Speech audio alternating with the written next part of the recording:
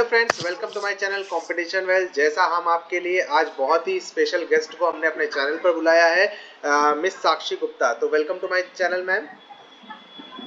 Thank you Abhishek sir. तो जैसा कि व्यूअर्स जितने भी आज आप लोग इस वीडियो को देख रहे हैं, तो इसमें हम ये बताने वाले हैं कि आपको बिना पढ़े मतलब ज़्यादा मेहनत ना करके कैसे यूजीसी को एग्ज़ाम को क्वालिफाई करना है। तो जैसा कि मैम अपना आप इंट्रोडक्शन पहले दे दीजिए।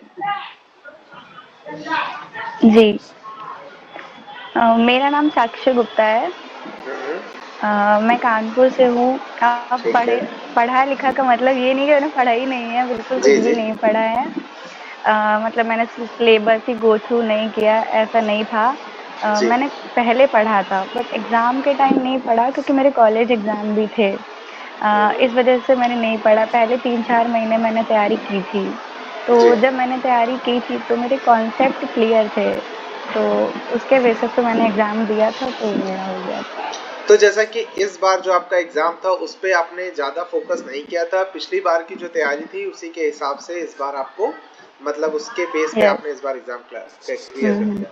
तो जैसा कि आपने जो एमकॉम किया था उसका क्या बेनिफिट कुछ मिला यहाँ पर आपको? नहीं, एमकॉम का तो कोई इतना खास रोल नहीं था। मैंने नेट के ही बेस पे तैयारी किया था कि हाँ नेट जी का ही क्लियर करना है तो सही हुआ। जी। तो जैसे कि आपने जो पढ़ाई की है इस नेट के लिए, जो एग्जाम की पढ़ाई की है, उसकी क्या स्ट्रेटजी अपनाई जो ज़्यादा मेहनत ना करते हुए भी यूजीसी नेट का जो एग्जाम है वो क्वालिफाई कर लिया? मेरा पढ़ने का ऐसा कोई टाइम फिक्स नहीं था। मुझे जब कोई टाइम मिलता था, फ्री टाइम होती थी तो मैं उस टाइम पे पढ़ाई कर लेती थी, पढ़ लेती थी। हाँ, 3 से 4 घंटे सफिशिएंट होते हैं पढ़ने के लिए और जो भी पढ़ती थी तो उसका नोट्स प्रिपेयर करती जाती थी यूनिट वाइज़ और जी। उससे ही मैं पढ़ती थी खुद के नोट्स से। तो जैसे कि नोट्स की अगर हम बात करें तो नोट्स किस हिसाब से बनाने चाहिए बच्चे को?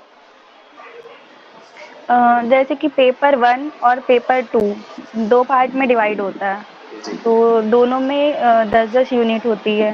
तो मैं तो यूनिट वाइज़ पढ़ती थी, जैसे 10 यूनिट फर्स्ट पेपर में और 10 यूनिट सेकंड पेपर में।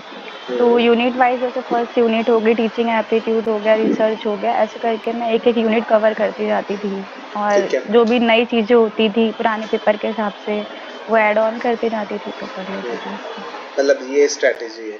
तो जैसे कि शॉर्ट नोट्स अगर किसी को बनाने हैं, मतलब जैसे कि पढ़ते पढ़ते बहुत सारे नोट्स हो जाते हैं, शॉर्ट नोट्स और की क्या इम्पोर्टेंस है और उसको कैसे बनाया जाए?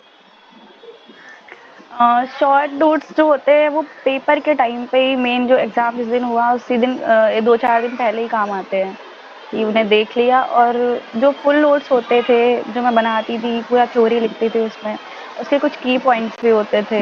ऐसे कोई कन्वेंशन हुआ या डेट हुई कुछ भी तो उससे मैं हाईलाइट कर लेती थी और वो हाईलाइट पॉइंट्स जो होते थे वो शॉर्ट नोट्स बनाने में काम आते थे। तो उस हिसाब से होता था। मतलब ओवरऑल मतलब जो शॉर्ट नोट है वो एग्जाम टाइम पर ही बन सकते हैं और इनकी इंपॉर्टेंस क्या है, लास्ट एग्जाम में जल्दी से हम लोग रिवाइज कर सकते हैं उसको। हाँ, वो रिवीजन हो जाता उससे।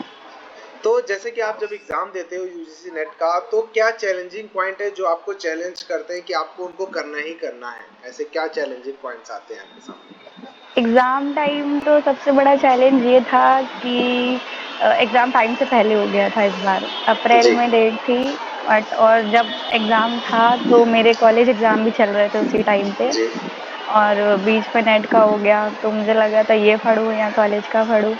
तो फिर उस मैंने कॉलेज का स्किप किया।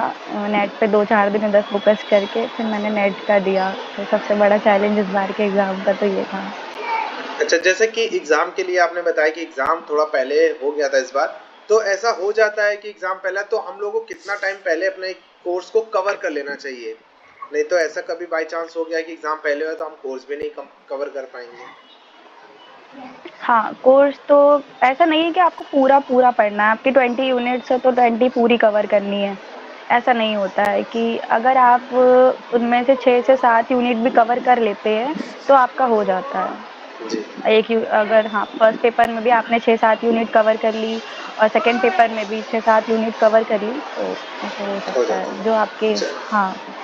मतलब ओवरऑल आपको एग्जाम के 2-3 महीने पहले तक ही आपको पूरा कवर कर लेना है, क्योंकि एग्जाम का कोई फिक्स टाइम नहीं होता है, कभी पहले भी हो सकता है हाँ बाय हाँ चांस। तो जैसे कि हाँ।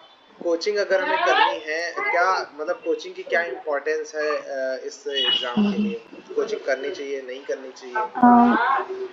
अब कोचिंग का ऐसे तो नहीं बोल सकती कि करनी ही चाहिए, तो वो आपके ऊपर डिपेंड करता है, आपकी तैयारी के ऊपर। अगर आप खुद से मोटिवेट है या फिर किसी चीज़ को लेके डेडिकेटेड है कि आपका हो सकता है, आप कर सकते हैं, तो आप नेट से ढूंढ के वो चीज़ें कर सकते हैं, तो आपका वो चीज़ हो जाती है। तो मतलब अगर सेल्फ स्टडी भी करें तो हो जाएगा। हाँ हाँ, हो जैसे जाएगा मॉक सेल्फ टेस्ट स्टडी। का क्या रोल है इस एग्जाम के लिए, कि मॉक टेस्ट का क्या बेनिफिट मिलता है?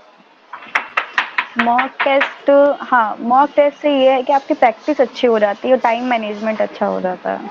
अच्छा, मतलब तो बेनिफिट मिलता है हाँ उसका मॉक टेस्ट का। हाँ, मॉक टेस्ट का बेनिफिट है, कोचिंग का अच्छा, कोई इतना खास रोल है नहीं। तो जैसे कि हम जब एग्जाम देने जाते हैं तो एग्जाम हॉल में हम क्या स्ट्रेटेजी अपनाएं कि हमारा पेपर थोड़ा टाइम कम ले और जल्दी हो जाए?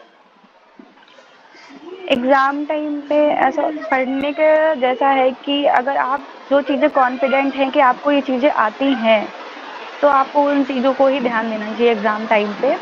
और जो चीज़ें आपको बिल्कुल नहीं आती है, उस पे तो बिल्कुल ध्यान ही नहीं देना चाहिए, इससे आप डिमोटिवेट हो सकते हैं।